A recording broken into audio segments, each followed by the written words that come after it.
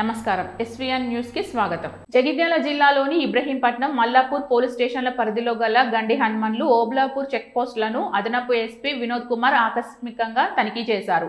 ఈ సందర్భంగా అదనపు ఎస్పీ మాట్లాడుతూ ఎన్నికలను సజావుగా నిర్వహించేందుకు చెక్ పోస్టులు కీలక పాత్ర వ్యవహరిస్తున్నాయని, జిల్లాలో ఏర్పాటు చేసిన అంతర్ జిల్లా బోర్డర్ చెక్ పోస్టులను పగడ్బందీగా వాహన తనిఖీలు నిర్వహిస్తున్నామని, జిల్లాలోనికి అక్రమ మార్గంలో ఎటువంటి మద్యం, డబ్బు, ప్రజలను ప్రలోభపెట్టే వస్తువులను జిల్లాకు రాకుండా వివిధ శాఖల సమన్వయంతో 24 గంటల పర్యవేక్షణలో చెక్ పోస్టును నిర్వహిస్తున్నట్లు తెలిపారు.